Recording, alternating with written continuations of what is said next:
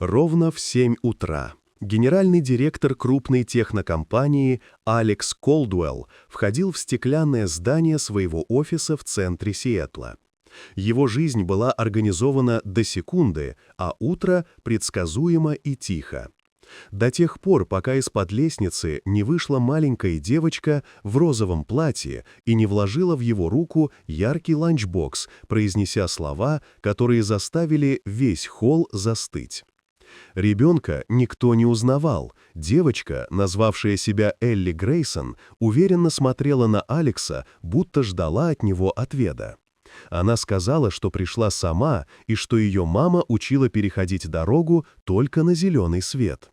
Его безупречный мир дрогнул, когда она протянула ему старую фотографию 3 пожарных. Один из них был Алекс, другой — ее отец Джон Грейсон, человек, когда-то спасший Алекса из огня и умерший спустя несколько месяцев.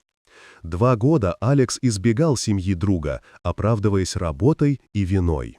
Но теперь ребенок, уверенный, что он должен был остаться в их жизни, стоял перед ним как живое напоминание о долге. На следующий день Алекс приехал в скромный район на северной окраине города, где находился небольшой детский центр. Там он нашел Элли и ее мать, Мию Грейсон, которая одна тянула работу и воспитание дочери. Их встреча была неловкой. Мия не упрекала его, но ее усталость говорила больше слов. Со временем Алекс узнал, что Мия рискует потерять жилье и место работы, но слишком горда, чтобы просить помощи. Он организовал поддержку анонимно, через благотворительный фонд, погасил ее долги, уменьшил арендную плату и обеспечил Элли бесплатное обучение. Никто не узнал его имени, и именно это принесло ему странное спокойствие. Постепенно присутствие Алекса в их жизни стало естественным. Он проводил с Элли выходные, участвовал в переоборудовании старого здания, которое превратилось в новый образовательный центр.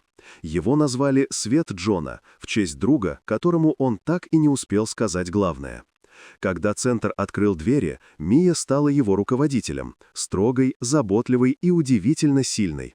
В день открытия Элли стояла между ними, сияя так, будто этот мир наконец стал безопасным. Вечером они втроем сидели на скамейке в тихом парке. Над Сиэтлом уже сгущались сумерки, воздух пах мокрой корой и океаном. Алекс смотрел на Элли, сжимающую его руку, и на Мию, наконец позволившей себе опереться на него. Он подумал о том, что долг перед Джоном был лишь началом.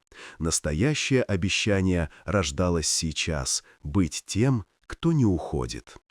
И там, среди вечерних огней города, неожиданно для себя он понял, что нашел не только обязанность, но и дом. Вот такая удивительная история. Дорогие друзья, напишите в комментариях, откуда вы смотрите это видео. А если вам понравилось видео, поставьте лайк, а также подписывайтесь на канал. Впереди еще много интересного.